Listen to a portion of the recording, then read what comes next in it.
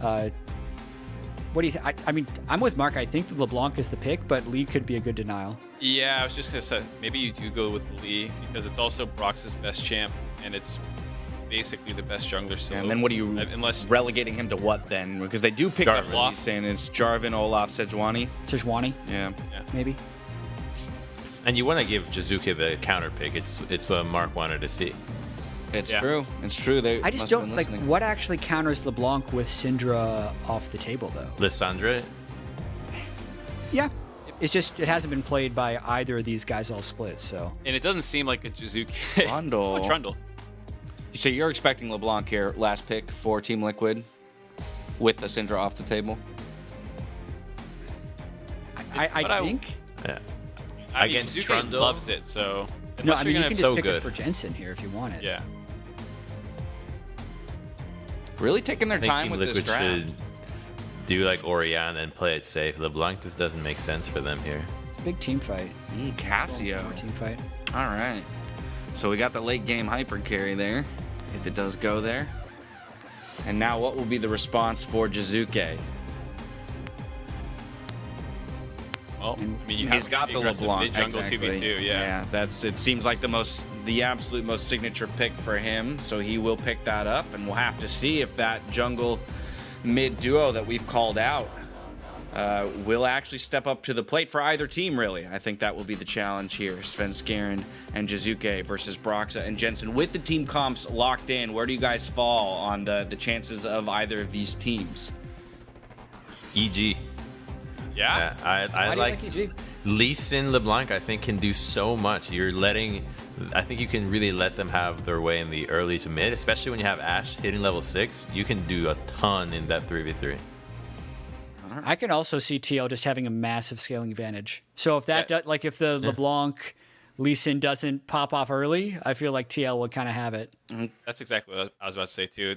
I was saying that what my thing I wanted to see out of EG was more good mid jungle synergy. This is the game to basically prove that that's your main win condition. You can stomp most people in it, and then you basically punch your ticket for playoffs almost if you can take out Team Liquid here, because they're one of the teams clawing to get in. So this is a great statement game for EG if they can win. All right, for both of these squads, it looks like they've got what they want. Let's see if they can pilot it to victory. For Crumbs, he's looking for that aggressive early mid-jungle duo for EG to take down TL. TL, they got to hold on and play it in to the late game. We are going to head to a quick 5-minute competitive integrity break. As is explained before, we're taking this 5 minutes to allow the game to play ahead to make sure that we preserve any competitive integrity issues. So we'll see you here on the other side of that 5 for the game.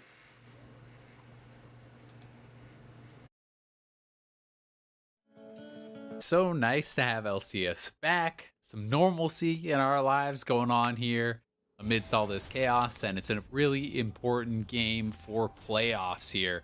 TL versus EG. TL need to win very likely 3 of their next 4 at least to make it into playoffs, so they've got to pick up wins. They still have Cloud9 coming up next week, which is going to be a really tough one, and if you're painting that as an expected loss, they have to win every other game. Yeah, I had our stats team put together a sort of predicted win-loss. I know Jat did his individual game predictions. I asked StatSpot to do the same thing. And based on just sort of ELO predictions, TL ends the season at 7-11 in 7th place outside of playoff contention. And on the other side, EG would go 10-8, going 3-1 overall. I mean, we are in a world right now where Team Liquid, results-wise, have shown us they are not a top 6 team in the LCS. They are 4-4 with Broxa in the lineup. If you even don't include his first week with jet lag, they're still only 3-3 with him, and that means they really do need to step up and have a better result by the end of the season with 4 games to go. They really do. It's kind of this weird thing with TL because they're the 4-time champion, back to back, and you're kind of stuck in this world where it's like, are you looking at what we expected from them at the start and what we have seen from them in the past and saying, okay, they could still do it based off that? Or are you looking purely at what they have shown us for this split? Because what they have shown us for this split has not been impressive. But if they can get back to the form that they've had over the last 2 years and really start to work with Broxa, then of course a 3-1 is possible. A 4-0 is even possible, as we've seen tons of those weeks over the past 2 years from Team Liquid. Well, we'll see if they've got what it takes for them. Meanwhile, Evil Geniuses have been, I think, honestly, a complete delight in how the edge of their season has gone. They've actually got that same 3-3 and 4-4 run that TL have had in their last several weeks, but it's EG sitting at 7 wins. Their expected schedule is fairly easy. StatBot puts them as a 10-8 team. TL, of course, being one of those expected wins based on ELO here. And one of the, I think, great performers here is Jizuke, who is second place in First Bloods league-wide behind only Dardoch, and went 8-1-14 last week, but now we've got a gank coming to the top side. Svenskeren wants to turn that record down a little bit as he ganks up to the top side. Impact going to be slowed, and I believe is going to burn Flash, but the W is going to land. That's an easy Sonic Wave as well. First Blood, Evil Geniuses off to a great start. And they make it look really easy, getting the Flash at Impact, taking him down. Very good start on that top side. Aatrox looking to get ahead, and in the mid lane here, Jensen does have the minion advantage, so Jizuke cannot trade too long into this wave, but Jizuke is trying to hold a bit of a freeze here and force Jensen to stick around on low mana and health, and he's going to be in a bit of a dangerous spot with Svenskeren in the area, so Broxa will come over to try to help him safely reset this wave. This is the barrier tax. In a lot of cases, you can still do this even if you do have teleport, but if you do, if you are stuck in a spot where your lane is like this and your jungler can't come over, oftentimes you can take the reset, then burn TP and get back in a lane. That's not a big problem. With barrier, you are completely beholden to actually have good lane management, and just the fact that Trundle showed to make sure there was no gank means he was able to push that wave out, but otherwise, knowing Svenskeren was top lane, that's a very easy 2-on-1 in most cases without having a good way out. Do want to point out a milestone. Thank you, producer Arthur. Doublelift is a single kill away from 1,500 regular season LCS kills. I expect he'll get one at some point in this game, somewhere down the line. It's gonna happen, so watch out for that one. You would hope he would get one in this game. TL At fans least one kill for a marksman player. Generally, you're having a pretty bad game if you don't even pick up a single kill as a marksman, who tend to get at least a couple. Meanwhile, speaking of people who are getting kills, I also want to give a lot of accolades to Jensen here, who I think has actually been having one of his very best seasons. He's got by far the best laning stats. He has roughly as few, so he has like basically the least deaths of any mid laner in the league, roughly tied with Pobelter, who hasn't even played all the games. I'm not saying deaths per game, I'm saying deaths total. He's tied with the guy who hasn't played all the games for first place as far as like least deaths here. Jensen has been having an amazing year in the mid lane for TL, one of his best, and I remember hearing from him back around week 2, he was saying that it felt like he was doing everything that he could. He was putting in his best effort. He was having a good season, and it was frustrating that it wasn't enough for him. I know TL fans are a little bit sad about this. I would love to see him turn it around. I'm not just saying this so that TL fans can be sad and, to like, celebrate the downfall of TL. I would love to see them back on top form. Jensen is on top form, and the rest of the team just needs to keep up to his level. I would say a lot of it has been about draft issues and team play issues and these things. At times, you're watching the individual players and they're looking okay. It doesn't seem like that's the big issue, as we have a gank here in the mid lane. Beautiful ward hop in, and that's going to be a nice pickup there, but should be a trade as Broxa brings down the Ice Mallet. It's a 1-for-1 overall, but it does mean it's a slow walk back to lane with Jensen having no summoners. That was just a great play. As soon as Jizuke hit 6, Jensen did not yet have level 6 there when he actually died, so couldn't turn around with the ultimate, just now hit 6 afterwards, and unfortunate for him, is going to actually die with the wave pushing to him. Thankfully, though, he has CS'd quite well, so he's not going to be that far behind, despite actually losing some of this, and Broxa is way up in farm over Svenskeren, will have the earlier level 6, got to pick up some of that mid lane farm. And you can see now this game state is 400 gold apart. Evil Genius is having a pretty good start here overall. TL Not an incredibly great laning team, just across the board. They've, I think with their jungles ups and everything else, have had some really rough early games. So statistically, this is not very far from average for them. And they still managed a decent record despite several bad early games. But you can see, yeah, a lot of lanes are very, very close. Obviously, top lane is rough with the early gank. Mid lane might be a bit difficult here as well. Half HP down to Jensen. And good block probably from should not Broxah. follow that. Yeah, I think if Broxah didn't actually block that, though, Jensen may have died. And now on the bot side, 2v2 fight, going pretty heavily EG favored. Ashe is a very strong laner, and despite the fact that we haven't seen much of her this year, I do think it is a champion that can match up quite well against Varus. Yeah, she is very, very good. Got buffs fairly recently as well. Better attack reset on Q, things like this. I want to point out very, very, like, almost pixel perfect moves there by TL. Core barely got in front of the arrow, put the shield up, took the stun. He still could have blocked damage for double lift, but the fact of the matter is you still would rather have the Braum be the one who's stunned, can W back, and kind of make up for the slows and everything else. So pretty tight timing there. And it was another fight, by the way, that was EG pushing the 6 versus 5. That was the level 6 wave. They had the wave pushed down. As soon as Ashe stings 6, they go for it. And there's no chance that they have the ults to fight back. So a couple of really good plays here by EG. With the mid pressure, with the bot pressure, you get a fairly early Cloud Drake picked up there as well. Ulti cooldown, it's going to feel really good for LeBlanc and really good for Ashe. Those are champions that I think can reliably spam R to good effect, nearly on cooldown. Yeah, it also feels nice, I think, for champions that have those really long ultimate cooldowns like Tahm Kench. The rank 1 ultimate is very, very delayed, so possibility of some more map play there for Zeyzli. You can see mid lane, Jizuke is really kind of zoning Jensen off a lot of this, trying to keep him back off the wave, but Jensen is not really missing farm, so the advantage is not extending. Jensen will be able to pick up most, if not all of this wave, and looking pretty good because TL, I think, for the most part, just want to play a stable early game. It is EG that have more pressure on them to make things happen. With this Lee Sin, with this LeBlanc, you're trying to push the pace in the early stages, and Cassio Trundle are just happy farming and getting experience. And thus far, TL, I think, are in a pretty comfortable spot as far as that goes.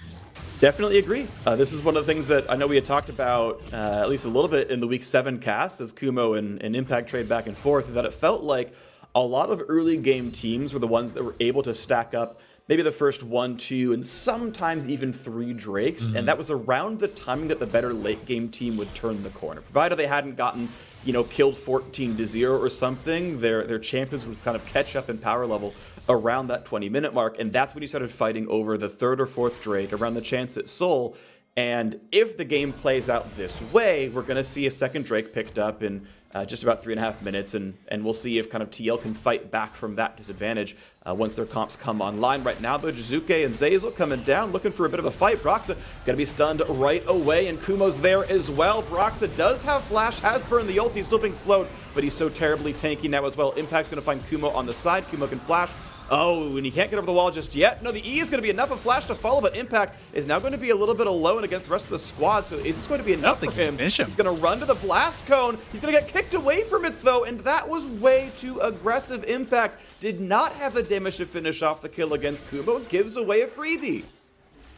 Yeah, Impact way overestimated how much damage he had. He's just on tabbies, and he's flashing over the wall to try to finish off Kumo, who was still pretty high on health and does have better itemization. So Impact making a pretty big mistake there should result in EG being able to take this Rift Herald. TL clearly felt they were in a pretty good spot to actually look for the fight, but Impact wasn't with them at the start of it. Jensen roaming over a little bit late also.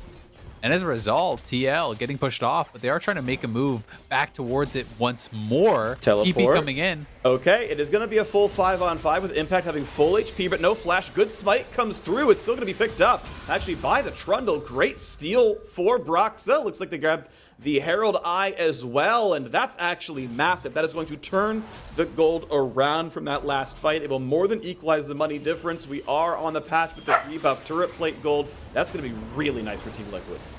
That's also Broxah coming off of a really rough game against CLG where he was missing every smite, getting all of these objectives stolen away from him. So even just as far as a confidence boost, it's going to feel really good for Broxah to be able to grab that for his team.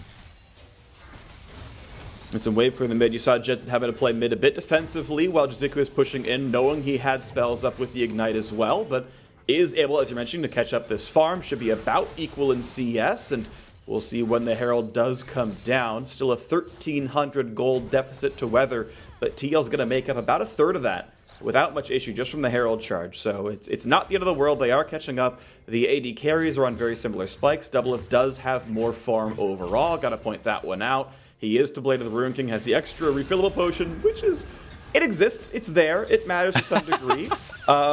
Impact, as we kind of talk about patch changes some more, does have more passive damage on monsters as of a couple of different Mordekaiser jungle buffs, so it gets the Krugs a bit easier, waiting between waves.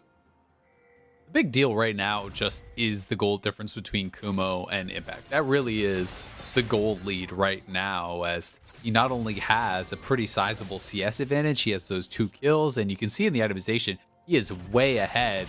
As EG are looking to actually threaten this dive, but it's pretty difficult to dive Mordekaiser. He can kind of just pick and choose his 1v1 and make it pretty challenging to take him down when he's by that turret. Okay, so Doublelift and Broxah share the first 2 plates. The third one's going to go just to Doublelift here, so he's going to get rich and accelerated. Now a 3v1 depth bottom side. A lot of crowd control finally into the Death Realm, but is it going to be enough? Svenskeren can't leave turret aggro. They couldn't one-shot Impact, and he had no way of leaving turret range. So Impact, jungle die, survives the 1v3. That was a really risky dive to go for. I do respect the attempt in saying, hey, we can actually just fully lock him down. It was the Ashe ultimate into the Lee Sin kick. But if you don't instantly kill him there, he's going to ult you, steal some of those stats back. He has the W shield that will be building up, and the turret is working in his favor that whole time. So partially due to the proximity of the Ashe, that was a very short stun. This was not a long-range Ashe arrow, and Impact able to easily take that 1v3, get himself back into the game. A huge pickup there, and of course TL picking up the second Drake is going to delay, and honestly it feels like Team Liquid roughly have turned the corner already. Gold deficit back down below 1,000. The Drake equalizes pretty good for them here as well, and it's feeling a lot, really good for them, as we've been mentioning a couple of times. The Trundle and Cassiopeia, I think, vastly outscale their counterparts. But now Jensen puts the barrier on, is going to find some damage. A good pillar. Could they chase down Jizuke as the Lee Sin comes in as well? Jizuke finds the kill on the Jensen, the ward hop. Sorry, the just jump safeguard to the LeBlanc keeps him safe, and now Brock's got to be careful. Is pulled back. It's going to be several crowd controls, and just as I talk about TL feeling safe, a 2-for-0 to Evil Geniuses. EG collapsed on that so quickly. Double teleport coming through. Kumo and Bang joining up with their team to pick up another kill. And TL not able to knock down anyone there. Jizuke got very, very low, and it seemed like Jensen and Broxah were confident to fight forward, or perhaps did not think that they could actually retreat out of that fight. So they commit in, end up giving up both their lives, don't even take down Jizuke, and that is going to open up more of a lead for Jizuke, who has been playing aggressively and feels like he's got to have a good game here for EG to win. And he is. He's up CS, he's up kills, he's up by every meaningful metric you can think of here in the mid lane. Top obviously going very well also, and even though Impact turned around 1 kill on the dive, there's not really a lane that's winning, as we've seen Bang get solo turret gold in the mid lane here as well, plus those assists. I think even the AD carry gold mark is really, really close to maybe winning, and nice try by Core. I appreciate the thought, but Kumo is again able to farm down to this bottom lane and should be safe in the 1v2. Kumo has that 30% CDR mark. Gonna be feeling really good about that. Once you have enough levels in your queue, starting to put those extra points into your E, you can really start making things happen much more freely on the Aatrox. Those earlier levels are where he does tend to struggle in some of these kind of matchups, but at this point, he should be able to wave clear out no problem. And Impact just get dove. Gosh, and that was actually almost ulti range, I thought, as well. It looked like Impact was maybe going to try to put that R down and lock Jizuke in under the turret, but still forced him away. Chunks the health bar down. There's going to be another turret picked up. One more auto till he kills it. Minis might do the rest. Let's go for one more. Gets away before Miasma can come down, and that is now 2 outer turrets cracked already. Top outer was killed by Impact a long while ago. That was actually first turret back at 14:45 into the game, but EG have broken top and middle themselves, and bots under pressure with a jungler backfilling for TL. Jizuke has a pretty big experience advantage also. He was 2 levels up on impact. Jensen just hit 11, so still at least 1 full level above Jensen in that mid lane, and he is able to kind of flex that power. Has the Oblivion Orb on top of the Sork Boots and the Ludens. This is a super strong part of the game for him. You look over at TL, there is really no MR whatsoever besides this one Aegis Encore JJ, but it's tabbies across the board. It's going to be very threatening. If he can get a full combo on any of these squishy members, they can just die. And once again, revealing where the rotations are. I love these cross-map hawk shots. Try to hit as many jungle camps as you can. Come across a lane, see, okay, we know Trundle's not in the top jungle. We know his bottom jungle is completely cleared as well. Okay, that's probably a reset. He's coming out from base. Nice snipe right there. Double lift, secures himself 80-something gold, and pops off a shield at the end. Svenskeren, though, able to solo the top's Herald. That always feels so frustrating when you're spending all that time working on the scuttle and someone just walks up and steals it. It's one of the most tilting things, I think, in League. I totally agree, especially when you are the jungler. Like, if you actually had to run a crowd control or something, you had to, like, you know, stack up Sejuani E or something dumb, and it's like, nah, just kidding. Cross map steal, no big deal. So, okay, a little bit of money, right? It's a 150-ish transferred from one side to the other, or like in total difference rather, is 86 gold goes from one side to the other. It's Team Liquid now playing defensive wave clear. They have no lanes with pressure. Drake is up in 30 seconds. I know EG maybe kicked themselves a little bit off of the Ocean Drake they had lost off the botched bottom side dive, but they're resetting. The team's going to that side of the map. Jizuke not going to stay top side either. He's going to head his way towards that Drake as well. Oh, it resets. Jensen couldn't get the money.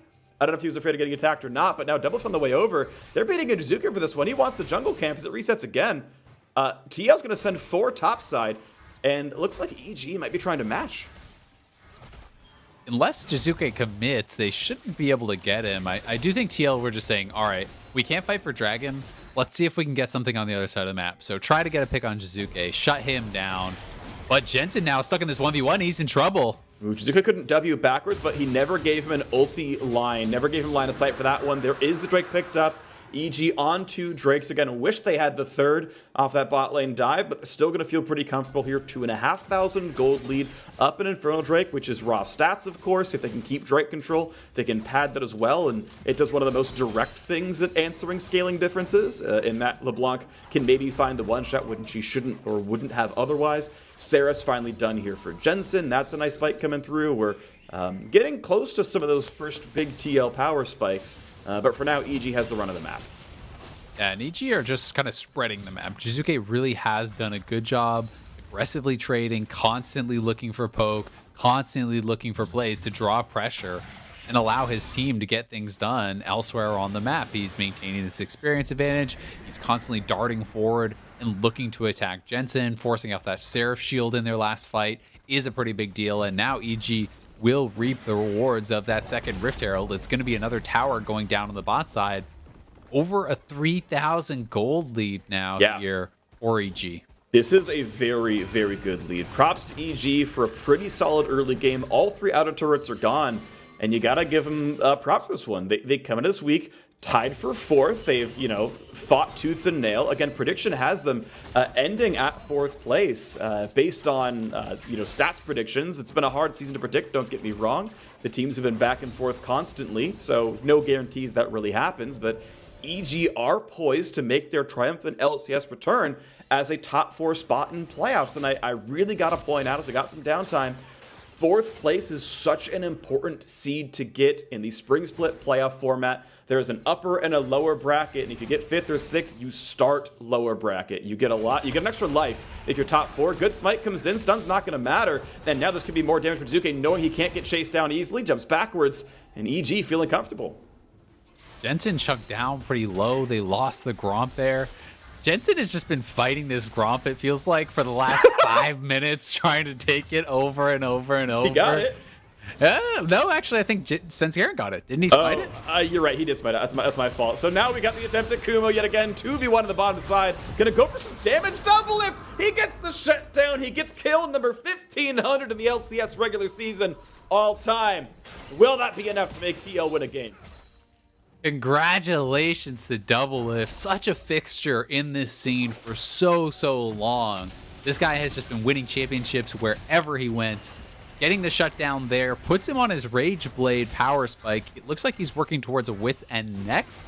So full on hit style build. And if he can actually get the opportunity to stand and fire in one of these team fights, he will tear through EG. But that being said, there's no guarantees you get that opportunity with LeBlanc, zoning you potentially, and the threat of Lee Sin kicking you in and these types of things.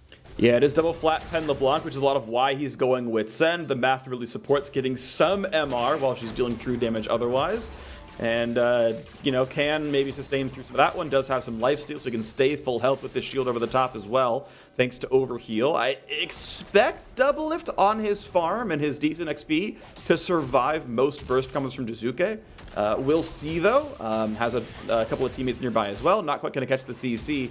They know that LeBlanc is too elusive. 2-level lead over Jensen. Has caught a lot of farm, a lot of experience overall, and TL have to kind of go back to their own lanes. I wouldn't expect Double Lift to just get 100-0, but even if you get chunks, say, half your health, maybe you can't teamfight anymore, right? Unless there's a minion wave to actually lifesteal off of, that can be enough for them to get the next dragon or get the next objective that they're fighting over. And that is why Jizuke playing so aggressively and playing in the face of TL has been so important. And I really feel like over these last couple weeks, EG has been able to find this healthy balance between the aggression and the playmaking that Jizuke wants to go for without it being a bridge too far, without him having all these silly deaths that he had at times in the earlier weeks. He's still really kind of riding that line and putting on pressure, pushing TL out of their own jungle, extending his experience advantage, yet he's never really getting picked or even being threatened. Yeah, at the very beginning of the season, he was a death leader for the league. He was, way up there. He had some solo kills. He was doing well in solo kills, but he's even worse in isolated deaths and managed to kind of keep the former while dropping the latter. It's really, really important that he's managed to your point, right, keep the aggressive play style without bleeding the stats away. And yeah, again, nothing but props and credit to Jizuke. We know Bang has been really low on deaths. He's always been a very safe backline damage dealer. And Jat talked about his play style back in his heyday, back in SKT, where he won 2 world championships. He was a supportive cast member to Faker and players like Marin, who were, arguably the best top player in the world at the time when they won that championship. And if Bang gets to, support a 3-in-1 Aatrox and Kumo and support Jizuke, who's solo killing and winning in farm against Jensen, that is Bang's comfort, and it's an EG that looks good. It really is. And he also, to his credit, he is playing that supportive style, as you said, during some of those world championships. But once it came to the late game, once he had that farm and it was his time to really get things done, he was incredible at team fighting. One of the absolute best in the world. So it's not as though he was just riding the coattails of these other players. No, he just wasn't always about dominating lane. He was about farming up, getting to these power spikes, and then taking over the game at that really strong point. So it's a tried and tested play style for him. If you have those winning solo lanes, you can do that. And so far, so good. Evil Geniuses 4-4 in their last 8 games, looking to make it 5-4, as they are pretty handily controlling Team Liquid. 3,000 gold lead remains the difference. Hasn't moved a ton in the last 4 minutes, but they have added that 3rd Drake to the repertoire. They are 5 minutes from Infernal Soul Point. It is not like the most outright sort of health difference per second of all the Drakes, I would say overall, but if you're looking at one-shots, if Jizuke is going to try to find a chunk on a double lift, it's another 200 damage over the top when he goes for it, and that sometimes can make the difference. We'll see if that does come true, but I think it will still feel good based on how this comp is running. Red buff also just works really well for poke, right? Yeah. Even if you're not looking at, oh, I'm going to 100-0 you, instead of 1 Luden's proc, you can kind of look at it like you're getting 2 Luden's procs. So at level 16 with a short cooldown on his ultimate, if he has the Infernal Soul, you just store it forward, QRQ to store it back. You're then getting the Luden's proc, you're getting your passive proc, you're getting that Infernal Soul proc. You're also adding in things like that on the volley from Ashe, and that damage can really start to add up and put TL in a position where they can't take a team fight, even if that's what their composition is built to do. And you can see with the itemization, that is the goal, right? It's Rage Blade, double Leandries, you're getting Nashers coming out of Impact, which is good just for the CDR and AP by itself, but, you know, theoretically... Oh, Jensen's in trouble. Like a slightly longer fight. Jensen, yeah, takes the cube, but they're not going to follow through. Broxa and Core manage to stick around nearby, but Svenskar might try yet again. Lands the Q yet again, yet knows where the recall is coming from. He's again going to walk away safely, but it means Wolves can be taken. Jensen cannot get any of his jungle camps, has to walk back to mid lane, and guess what? Bot lane tier 2 is already under fire. EG have made this 4 straight turret kills and 2 straight Drakes on top of that one as well, not to mention the Rift Herald. There has not been any signs of life from TL. It's been sitting back and farming, which again partially is the comp, but they're running out of space pretty soon. It's the comp, but at the same time, if the opponent's gold lead is extending constantly throughout the game, that is very concerning. If you're able to make EG stagnate and sit at this, you know, say 4,000 plus gold lead for the next 10 minutes, then great, you're in a pretty good spot. But so far, EG has just been extending it, and we'll have to see, can TL make their stand at this next dragon? Because it feels like that is where a lot of the game is going to be decided. No one is even answering Jizuke right now. TL, I think, are just going to have to YOLO it on the Baron because... yeah, they're not even responding. No teleport on the block. Teleport going to be burned here on the Aatrox to try to get over. They at least get the one global cooldown out. Yes, they have to back out. Keep in mind, Impact is taking the wave in bottom lane. He could TP the drone, but he's not going to. Baron resets, but now there's pretty soon going to be a 5v4. Jensen gets away from the chains. LeBlanc stays in mid to shove down the wave. That means mid tier 2 could be under fire. TL cannot rotate through the jungle. They have to rotate the slow way around, and that means free attacks to the turret is going to be down to 25% by the time TL can answer. Yes, they can wave clear. Yes, the turret will live, but it's now been chunked so low that the next time EG looks at it, that turret falls and the gold lead grows. 1 minute now from this Drake coming up. Bang will not have TP. Kuma will not have TP, but Doublefin Impact will. Maybe that can be used by Team Liquid. Jizuke has just been maintaining this 2+ level lead now. Jensen just hitting 15.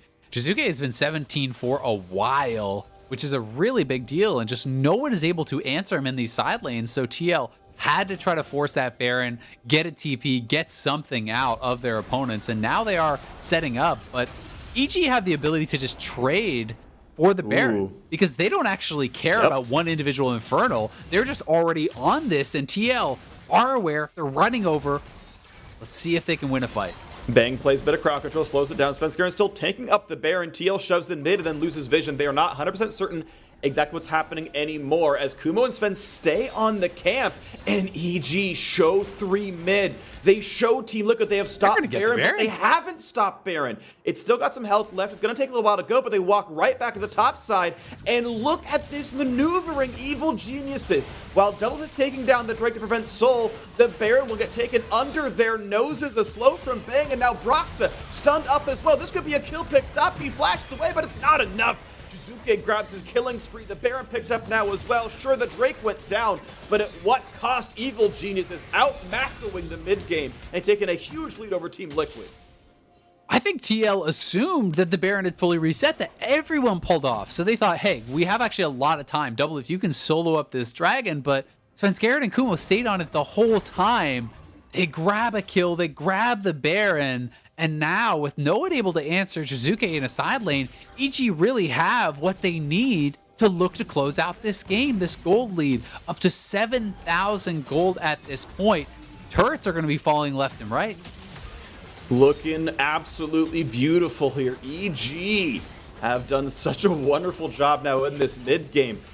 Now, they got to wait on Infernal Soul, but honestly, with the Baron buff, that's going to feel real comfortable. All the tier 2 turrets are gone. 6-0 turret run.